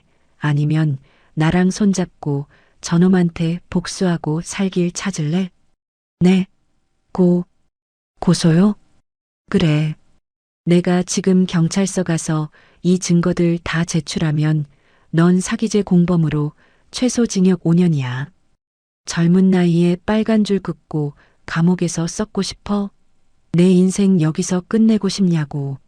소희는 감옥이라는 말에 사시나무 떨듯 떨었습니다. 그녀는 본능적으로 제 앞에서 무릎을 꿇었습니다. 자존심이고 뭐고 살아야겠다는 본능이 앞선 거겠죠. 대표님, 살려주세요. 저 진짜 시키는 대로만 했어요. 태성 오빠가. 아니, 그 새끼가 시키는 대로 하면 돈 벌게 해준다고 꼬드겨서. 제발 감옥만은 안 가게 해주세요. 그녀는 제 바짓가랑이를 잡고 애원했습니다. 저는 그녀의 손을 매몰차게 뿌리치지 않았습니다. 대신 몸을 숙여 그녀와 눈을 맞췄습니다. 좋아. 살려줄게. 대신 조건이 있어. 지금부터 넌 그 인간의 조카도 내연녀도 아니야. 내 이중첩자야. 내가 시키는 대로 저놈을 완벽하게 속여서 가장 높은 곳에서 가장 비참하게 떨어뜨리는 걸 도와. 그러면 내가 나한테 사기친 돈은 없던 일로 해줄게. 어때, 딜할래? 소희는 멍하니 저를 바라보다가 이내 도끼 어린 눈으로 고개를 끄덕였습니다. 그녀 역시 태성에 대한 배신감으로 치를 떨고 있었으니까요. 적의 적은 동지라고 했던가요? 가장 믿었던 여자에게 배신당하는 기분, 최태성도 곧 느끼게 될 겁니다. 하겠습니다. 뭐든지 할게요. 좋아. 그럼 일단 눈물부터 닦아. 그리고 태성 씨한테 가서 평소랑 똑같이 행동해. 절대 들키면 안 돼. 그리고 저는 그녀의 귓가에 다가가 앞으로 우리가 해야 할 작전의 첫 단추를 속삭였습니다. 제 이야기를 듣는 소희의 눈이 커졌습니다. 그녀는 침을 꿀꺽 삼키며 다시 한번 고개를 끄덕였습니다. 명심해. 한 번이라도 딴 생각 품으면 그땐 태성 씨보다 내가 먼저 죽는 거야. 제 경고는 빈말이 아니었습니다. 저는 자리에서 일어나 옷매무새를 다듬고 일어났습니다. 문을 닫고 나오는 제 발걸음은 그 어느 때보다 가벼웠습니다. 복도의 은은한 조명이 저를 비쳤습니다. 이제 판은 뒤집혔습니다. 먹잇감인 줄 알았던 저는 사냥총을 든 포수가 되었습니다. 며칠 뒤 저를 찾아온 윤소희가 제 집무실 책상 위에 낡은 가죽 수첩 하나를 내려놓았습니다. 이것이 바로 최태성의 목숨줄이자 그가 파멸로 가는 급행열차 티켓인 이중 장부였습니다. 소희는 아직도 공포가 가시지 않은 얼굴로 입술을 잘근잘근 깨물고 있었습니다. 태성 씨가 잠든 사이 금고 비밀번호를 알아내고 이 위험한 물건을 빼돌리기까지 얼마나 가슴을 졸였을지 짐작이 갔습니다. 깨알같이 적힌 숫자들과 이름들, 도박판에서 날린 수억 원의 돈과 바지 사장을 내세워 법인 돈을 횡령한 기록, 그리고 저 같은 피해 여성들에게 뜯어낸 돈을 세탁한 과정까지 그의 추악한 인생이 이 얇은 수첩 안에 고스란히 담겨 있었습니다. 저는 수첩을 덮고 소희를 바라보며 차가운 미소를 지었습니다. 수고했어. 이걸로 그 인간을 감옥에 보내는 건 식은 죽 먹기야. 하지만 그냥 감옥에 보내기엔 내분이 안 풀려. 더 높이, 아주 높은 곳까지 태워 올린 다음에 떨어뜨려야 뼈도 못 추리지. 사람이 가장 비참해지는 순간은 희망이 절망으로 바뀌는 순간이 아니라 손에 쥐었다고 확신한 성공이 신기루처럼 사라지는 순간입니다. 저는 최태성 씨에게 인생 최대의 성공을 맛보게 해줄 작정이었습니다. 그날 저녁 저는 집으로 돌아와 식탁 위에 서류 봉투 하나를 무심하게 올려두었습니다. 마치 실수로 꺼내놓은 것처럼 과일 바구니 밑에 살짝 밀어 넣었죠. 태성 씨가 좋아하는 최고급 한우 등심을 굽고 붉은 와인을 잔에 채웠습니다. 지글지글 고기 굽는 소리와 고소한 냄새가 집안을 가득 채웠습니다. 곧이어 현관문이 열리고 태성 씨가 콧노래를 부르며 들어왔습니다. 요즘 그는 기분이 하늘을 찌를 듯 했습니다. 제가 준 5억 원으로 급한 불을 껐고 제가 아무런 의심 없이 그를 믿고 있다고 생각했으니까요. 냄새 죽이는데? 오늘 무슨 날이에요? 직접 칼질도 하시고. 그는 제 뒤로 다가와 어깨를 주무르며 너스레를 떨었습니다. 그 느끼한 손길에 소름이 돋았지만 저는 태연하게 고기를 접시에 담았습니다. 그냥요. 요즘 당신 고생하는데 집밥다운 밥 한 번 못 해준 것 같아서요. 와서 앉아요. 우리는 마주보고 앉아 식사를 시작했습니다. 그는 와인을 한 모금 마시더니 식탁 한 구석에 놓인 서류 봉투를 발견했습니다. 제 예상대로 호기심 많은 그의 눈길이 봉투에 머물렀습니다. 겉면에는 VIP 자산 현황 증명서라는 문구가 선명하게 찍혀 있었으니까요. 물론 제가 박 실장을 통해 위조한 가짜 서류였습니다. 이게 뭐예요? 그는 짐짓 모르는 척 물었지만 손은 이미 봉투를 향해 뻗어오고 있었습니다. 저는 당황한 척하며 봉투를 낚아채려 했습니다. 아니에요. 아무것도 신경 쓰지 마요. 제가 감추려 할수록 그의 눈빛은 더욱 탐욕스럽게 번들거렸습니다. 그는 제 손목을 부드럽게 잡으며 웃었습니다. 에이, 부부 사이에 비밀이 어디 있어요? 어디 한번 봅시다. 그는 봉투를 열어 서류를 꺼냈습니다. 그리고 그 순간 그의 동공이 지진이라도 난 것처럼 흔들리기 시작했습니다. 서류에 찍힌 잔고는 무려 50억 원. 제 통장이 아니라 제 친구들이 모았다는 갯돈 통장의 잔고 증명서였습니다. 입이 떡 벌어진 그는 말을 더듬었습니다. 50억? 명숙 씨, 이게 다 무슨 돈이에요? 당신 개인 돈은 지난번에 다 썼다면서 미끼를 물었습니다. 저는 한숨을 푹 내쉬며 연기를 시작했습니다. 걱정과 근심이 가득한 표정으로 와인잔을 만지작거렸습니다. 사실은 내 친구들이 거예요. 강남에서 건물 몇 채씩 가지고 있는 알부자 친구들인데 내가 요즘 당신이랑 실버타운 사업한다고 했더니 자기들도 끼워 달라고 난리들이라서요.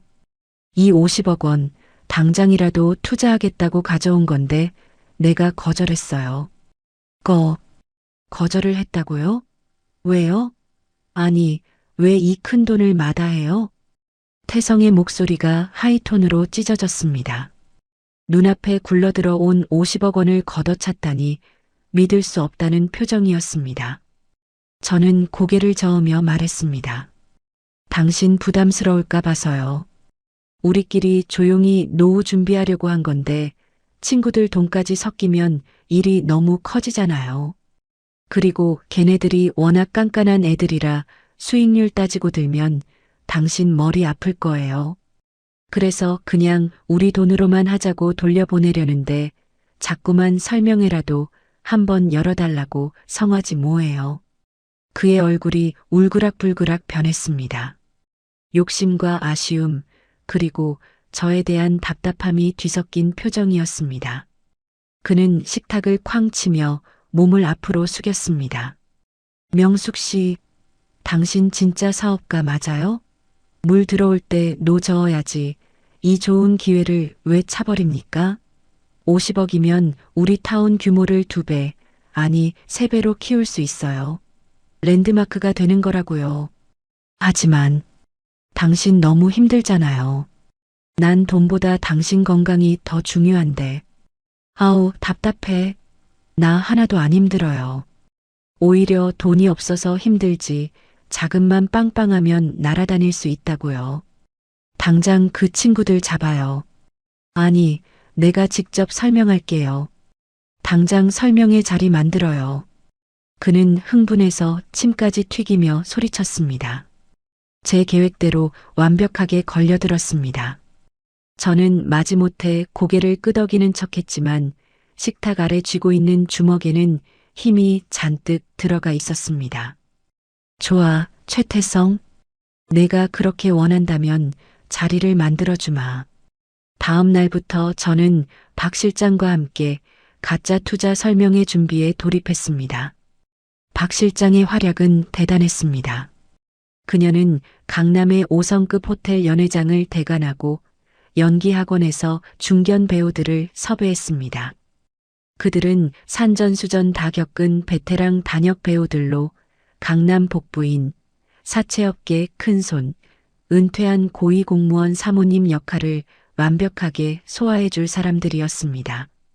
박 실장은 그들에게 최고급 의상과 명품 가방을 대여해 입히고 까다로운 투자자 연기 지도를 시켰습니다. 소희는 태성 씨 옆에서 바람잡이 역할을 맡았습니다. 그녀는 태성 씨에게 이번 기회만 잡으면 우리는 재벌이 될 수 있다며 그의 탐욕에 기름을 부었습니다. 설명회 전날 밤, 태성 씨는 잠을 이루지 못했습니다. 그는 거울 앞에서 내일 입을 양복을 몇 번이나 갈아입어 보며 리허설을 했습니다. 화려한 언변으로 투자자들을 홀려 50억 원을 꿀꺽할 생각에 그의 입꼬리는 귀에 걸려 내려오지 않았습니다. 침대에 누운 저를 보며 그가 말했습니다.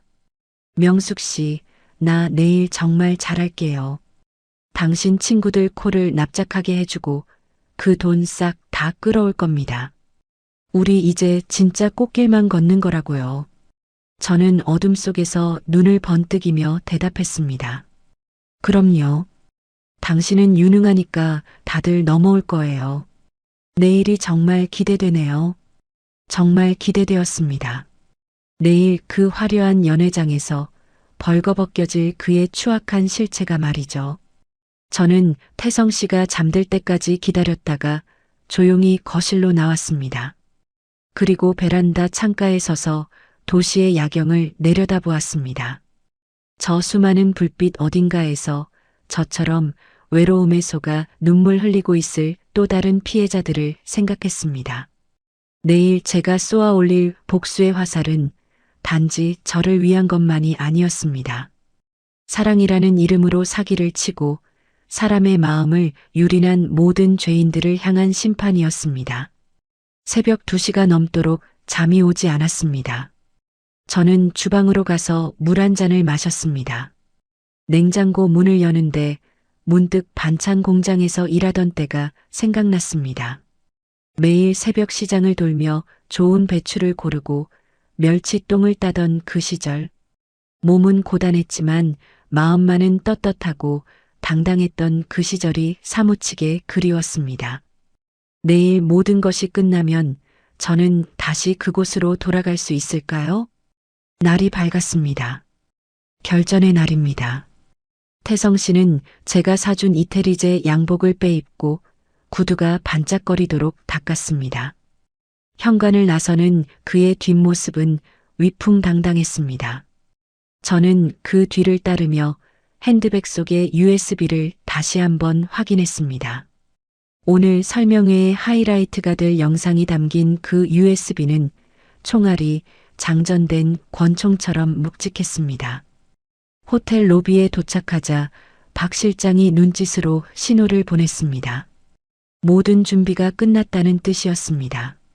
연회장 안은 이미 화려하게 차려입은 가짜 투자자들로 꽉 차 있었습니다.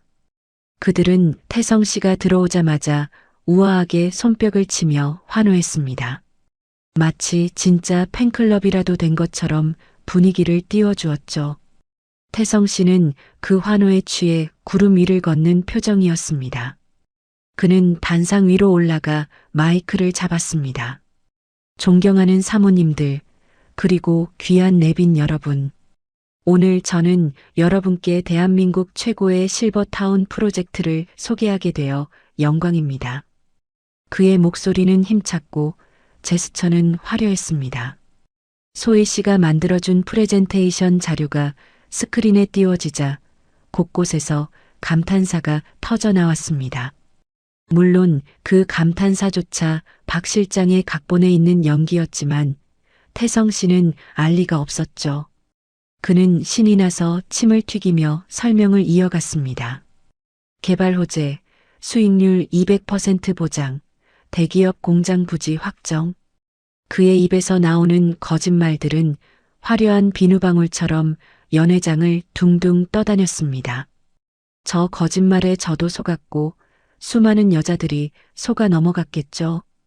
발표가 절정을 향해 달려갈 무렵 태성 씨가 저를 가리키며 말했습니다. 이 모든 프로젝트의 시작은 바로 저기 앉아 계신 제 인생의 동반자 김명숙 대표님 덕분입니다. 그녀의 믿음과 투자가 없었다면 오늘 이 자리는 없었을 겁니다. 여보, 아니 명숙 씨 앞으로 나와서 한 말씀 해주셔야죠. 스포트라이트가 저를 비췄습니다. 사람들의 시선이 제게 쏠렸습니다. 태성은 무대 위에서 저를 향해 손을 내밀고 있었습니다. 어서 와서 내 승리의 트로피가 되어 달라는 듯한 저 오만한 손짓. 저는 천천히 자리에서 일어났습니다. 그리고 우아한 걸음으로 단상을 향해 걸어갔습니다. 제 발소리가 또각또각 호텔 카펫 위에 울렸습니다. 단상 위에 올라선 저는 태성 씨의 손을 잡는 대신 마이크를 잡았습니다. 그리고 객석을 향해 환하게 웃어 보였습니다. 네, 여러분 반갑습니다. 김명숙입니다. 우리 최태성 대표님 말씀 참 잘하시죠? 정말 청산유수네요. 태성 씨는 옆에서 흐뭇하게 웃으며 고개를 끄덕였습니다. 저는 잠시 뜸을 들이며 태성 씨를 돌아보았습니다. 그리고 아주 낮고 또렷한 목소리로 말했습니다. 그래서 저도 우리 최 대표님을 위해 아주 특별한 선물을 준비했습니다. 투자 계약서에 도장을 찍기 전에 여러분이 꼭 보셔야 할 영상입니다. 그는 전혀 예상하지 못한 시나리오에 당황한 눈치였습니다. 저는 방송실을 향해 큐사인을 보냈습니다. 제 손짓 하나에 조명이 어두워지고 웅장한 음악이 뚝 끊겼습니다. 그리고 태성 씨가 자랑스럽게 띄워놓았던 실버타운 조감도가 사라지고 스크린에는 전혀 다른 화면이 나타나기 시작했습니다. 치지직거리는 노이즈와 함께 익숙한 모텔 간판이 화면 가득 클로즈업 되었습니다. 태성 씨가 들고 있던 샴페인 잔이 미세하게 떨리기 시작했습니다. 이제 쇼는 끝났습니다. 그를 위한 진짜 지옥문이 열릴 시간이었습니다. 대형 스크린을 가득 채운 건 모텔의 네온 사인이었습니다. 붉은색과 푸른색이 번갈아 깜빡이는 그 촌스러운 불빛 아래로 익숙한 차 번호판이 선명하게 클로즈업 되었습니다. 연회장 안의 공기가 순식간에 차갑게 얼어붙었습니다.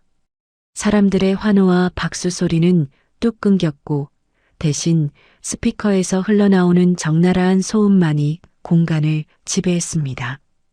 자동차 문이 열리는 소리, 그리고 너무나도 익숙한 태성 씨의 목소리가 고성능 앰프를 타고 쩌렁쩌렁하게 울려 퍼졌습니다. 돈만 아니면 진작에 걷어찼을 텐데 말이야. 그것은 태성 씨가 저와 데이트를 마치고 소희를 만나러 갔을 때 했던 말이었습니다. 단상 위에 서 있던 태성 씨의 얼굴이 백지장처럼 하얗게 질려갔습니다. 그가 들고 있던 샴페인 잔이 손에서 미끄러져 바닥으로 떨어졌습니다. 날카로운 파열음이 정적을 깨뜨렸지만 아무도 그 소리에 신경 쓰지 않았습니다. 모두의 시선은 스크린과 태성 씨의 얼굴을 번갈아 보며 경악에 차 있었습니다. 태성 씨는 믿을 수 없다는 듯 입을 뻐끔거리며 뒷걸음질 쳤습니다. 그의 동공이 지진이 난 것처럼 심하게 흔들리고 있었습니다. 태성 씨가 비명을 지르며 스크린을 향해 손을 휘저었습니다. 하지만 영상은 멈추지 않았습니다. 화면은 바뀌어 태성 씨가 강원도에서 칩을 산더미처럼 쌓아놓고 게임을 하는 장면이 나왔습니다.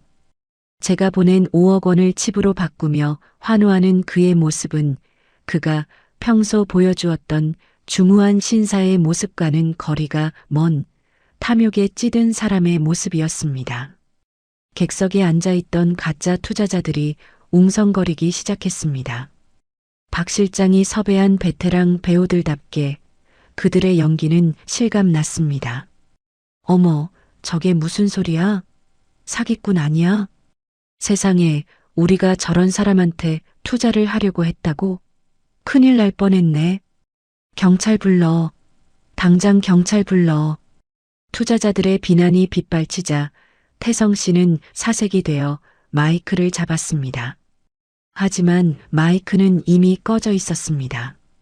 그는 핏발선 눈으로 저를 노려보았습니다. 저를 바라보는 그 눈빛에는 살기가 가득했습니다.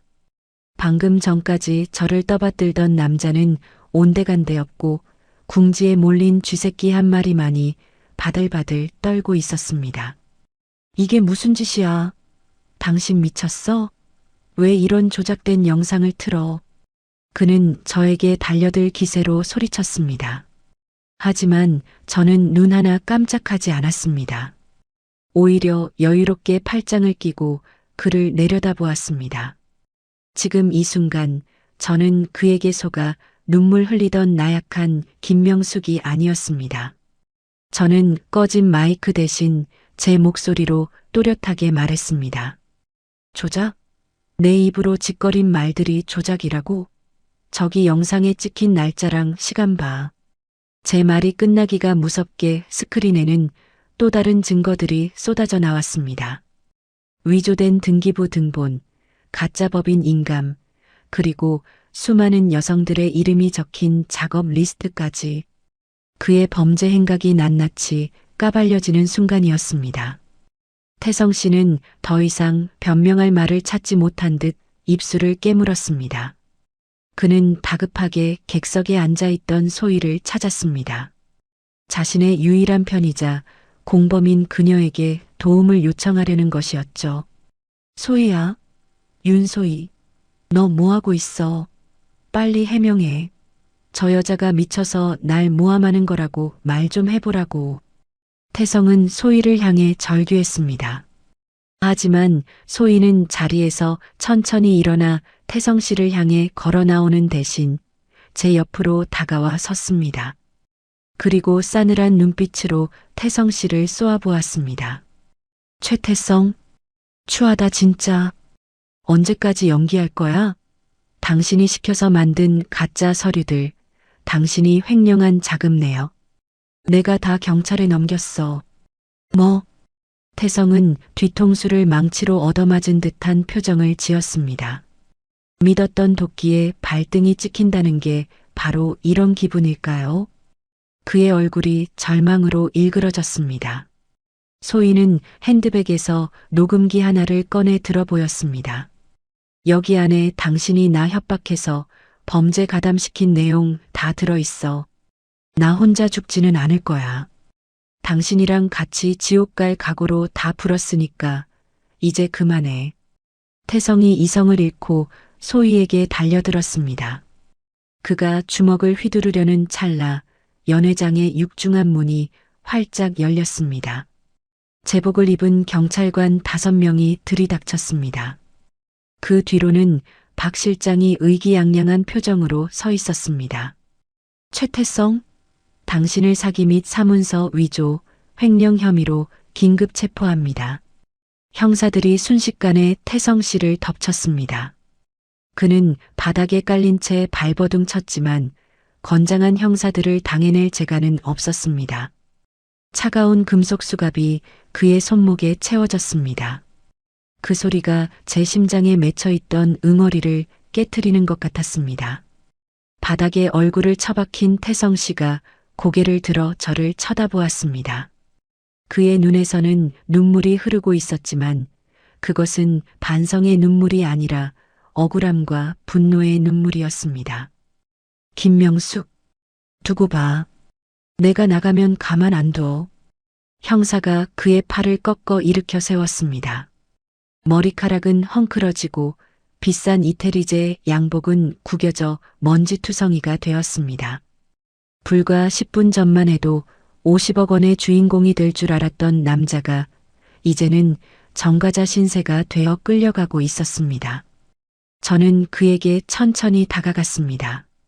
그리고 단상 위에 놓여있던 은색 돔 커버가 덮인 접시를 집어들었습니다. 이것은 제가 그를 위해 준비한 마지막 선물이었습니다. 저는 접시를 덮고 있던 돔 커버를 열었습니다. 그 안에는 하얀 김이 모락모락 나는 따끈따끈한 두부 한 모가 놓여 있었습니다. 태성 씨의 눈이 휘둥그레졌습니다. 많이 먹어도 최태성. 저는 두부 접시를 그의 턱 밑에 들이밀었습니다. 그는 모욕감에 치를 떨며 고개를 돌렸습니다. 이 미친 여자가. 미친 건 내가 아니라 당신 욕심이지. 수업료라고 생각하고 달게 받아. 내 인생 가지고 장난친 대가치고는 싸게 끝난 줄 알아.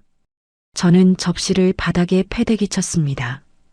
두부가 으깨지며 바닥에 흩어졌습니다. 형사들이 그를 끌고 나가기 시작했습니다. 그는 끌려가는 내내 고래고래 소리를 지르며 발악을 했습니다. 하지만 연회장에 모인 사람들은 그를 향해 손가락질을 하며 비웃을 뿐이었습니다. 닫히는 문틈 사이로 그의 절망적인 비명이 사라졌습니다.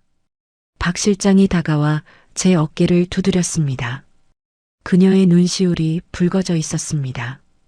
고생했다. 진짜 고생했어. 속이 다 시원하다. 소희는 바닥에 주저앉아 펑펑 울고 있었습니다. 그녀 역시 피해자이자 가해자였기에 복잡한 감정이 밀려오는 듯 했습니다. 저는 깊은 숨을 들이마셨습니다. 지난 몇 개월 동안 저를 짓누르던 바위가 사라진 기분이었습니다. 다리가 후들거려 서 있기도 힘들었지만 저는 쓰러지지 않았습니다. 비록 사랑은 가짜였고 돈은 잃었지만 저는 제 자신을 되찾았습니다. 그것만으로도 충분했습니다. 이제부터가 진짜 시작이었습니다. 제 마음속에서 울려 퍼지던 슬픈 왈츠는 멈췄습니다.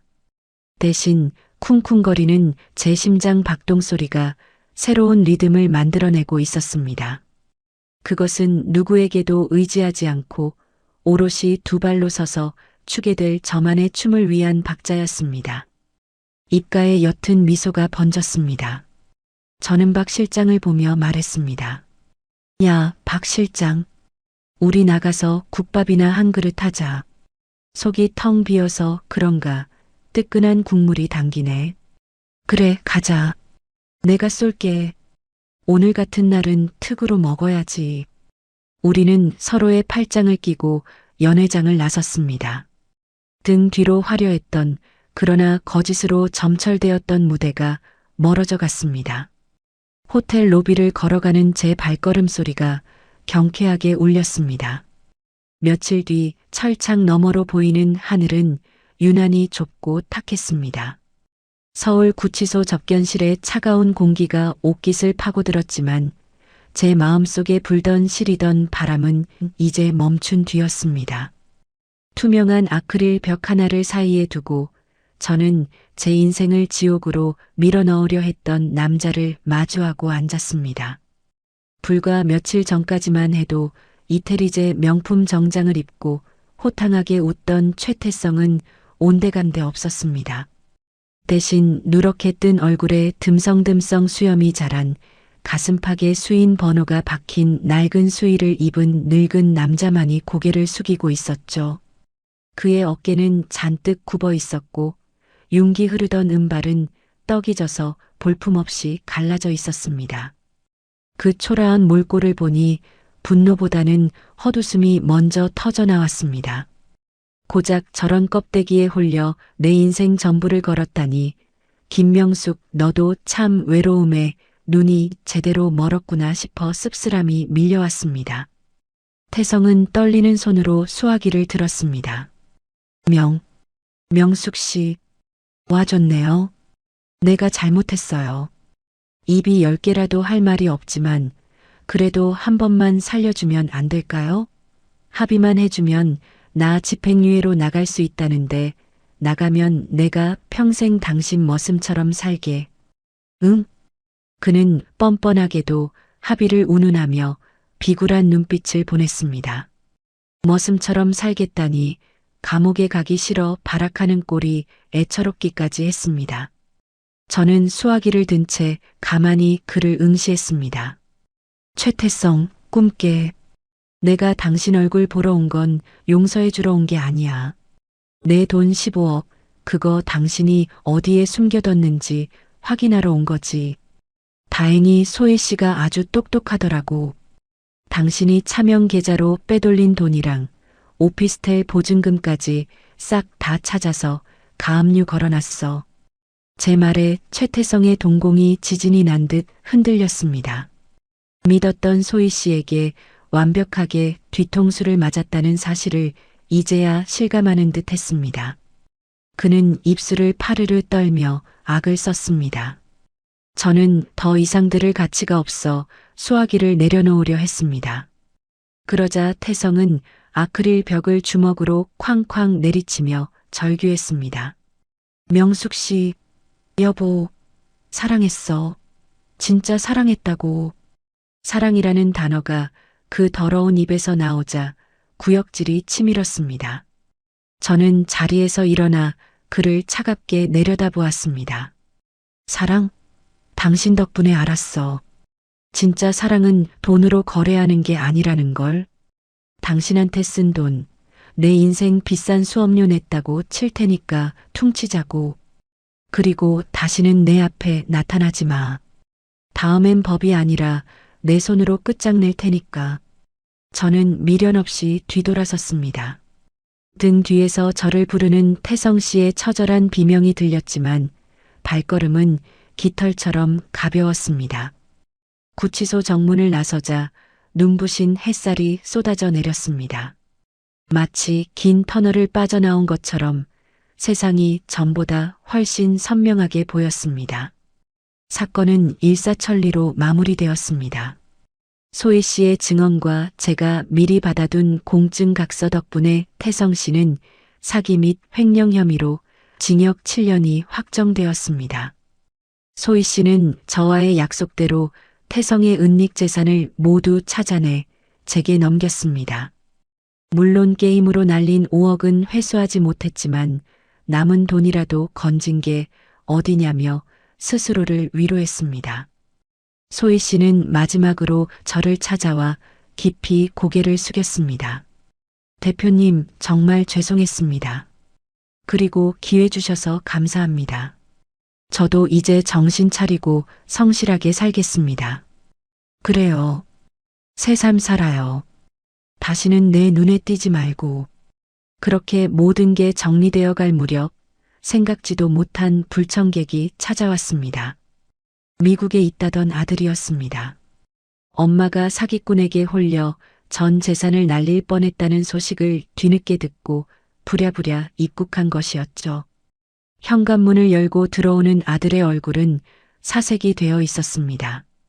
하지만 그 걱정스러운 눈빛 뒤에는 묘한 계산 속이 숨어 있다는 걸 예전의 멍청한 김명숙이 아닌 지금의 저는 단번에 알아챌 수 있었습니다. 어머니, 대체 이게 무슨 일이에요? 사기라니요. 10억이 넘는 돈을 그딴 놈한테 줬다면서요? 못 살아, 진짜.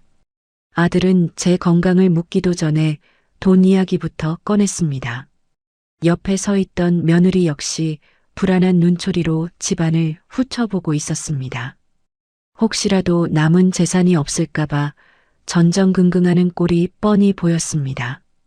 저는 소파에 다리를 꼬고 앉아 차분하게 차를 마셨습니다.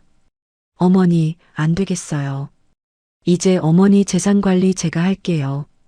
인감도장이랑 통장 다 저한테 넘기세요.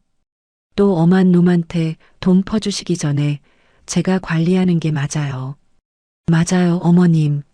저희가 잘 불려서 노후 편안하게 모실게요. 이번 일로 충격 크셨을 텐데 이제 그만 쉬세요. 며느리가 거들며 제 손을 잡으려 했습니다.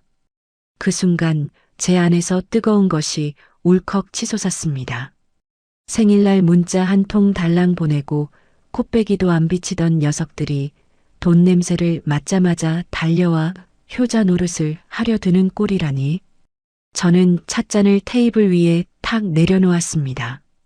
쨍그랑 소리에 아들 내외가 흠칫 놀라 입을 다물었습니다. 내 돈이다. 제 목소리는 낮지만 단호했습니다. 내가 평생 반찬 냄새 맡아가며 손이 부르트도록 일해서 번 내 돈이야. 사기를 당해서 날려먹든 춤바람이 나서 펑펑 쓰든 내가 쓴다. 너희가 무슨 자격으로 내 재산을 내놓으라 말아야? 어머니, 무슨 말씀을 그렇게 섭섭하게 하세요. 저희는 어머니 걱정돼서. 걱정?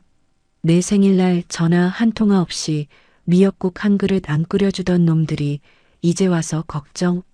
웃기지 마라. 너희 눈에는 내가 늙고 병든 노인네로 보이겠지만 나 아직 멀쩡해. 그리고 내 노후는 내가 알아서 할 테니까 너희는 너희 식구건사나 잘해. 나 너네한테 줄 만큼 줬다. 미국으로 당장 돌아가. 아들은 얼굴이 불그락푸르락해져서 씩씩거렸지만 제 섯을 퍼런 눈빛에 기가 눌려 아무 말도 하지 못했습니다. 결국 아들 내외는 쫓겨나듯 집을 나갔습니다. 텅 빈 거실에 다시 정막이 찾아왔지만 예전처럼 외롭거나 쓸쓸하지 않았습니다. 오히려 가슴속이 뻥 뚫린 듯 시원했습니다. 남편도 자식도 애인도 아닌 온전히 나 자신으로 서 있는 기분. 그것은 돈 15억 원을 주고도 살 수 없는 귀한 깨달음이었습니다. 그로부터 1년이라는 시간이 흘렀습니다. 계절이 바뀌고 다시 겨울이 찾아왔습니다. 강남의 한 건물 지하, 경쾌한 음악 소리가 흘러나오는 곳. 간판의 이름이 바뀌었습니다.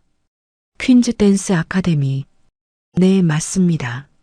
저는 태성과 처음 만났던 그 사교 댄스 모임 장소를 인수했습니다. 사기당한 돈을 수업료라고 쳤다면 이 건물은 제가 졸업증서로 산 선물이었습니다. 더 이상 누군가의 파트너가 되기를 기다리는 수동적인 회원이 아니라 이 무대의 주인이 되어 즐거운 인생을 살아보기로 결심한 것이죠. 저는 연습실 문을 열고 들어갔습니다. 벽면을 가득 채운 거울 속에 제 모습이 비쳤습니다. 주름은 조금 더 깊어졌을지 몰라도 눈빛만은 20살 청춘보다 더 생기 있게 빛나고 있었습니다.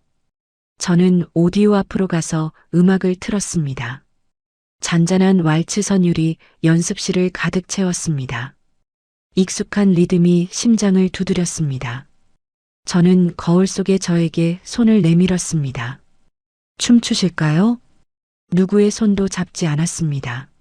하지만 제 양팔은 허공을 둥글게 감싸 안고 마치 세상에서 가장 근사한 파트너와 함께 있는 것처럼 우아하게 스텝을 밟았습니다.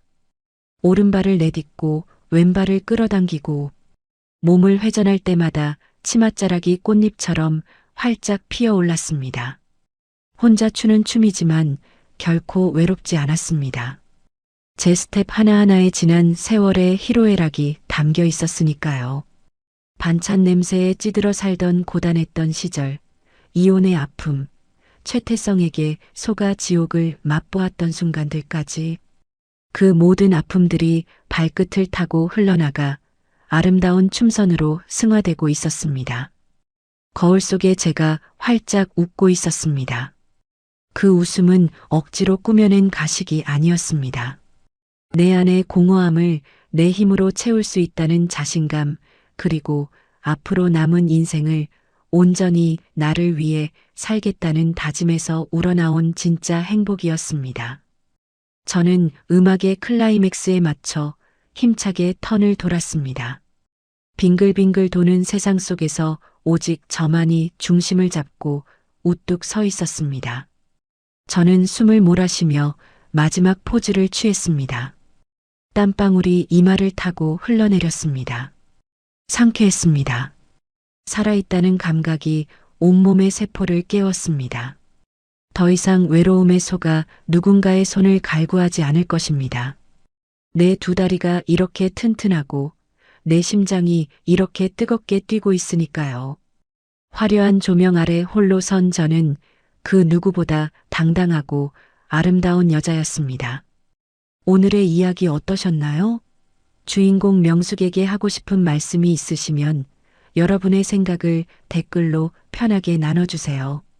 이 이야기가 마음에 와 닿으셨다면 구독과 좋아요, 그리고 알림 설정을 통해 더 많은 이야기에 함께 해주세요. 다음에 더 좋은 이야기로 찾아뵙겠습니다. 꽃밭 인생이었습니다.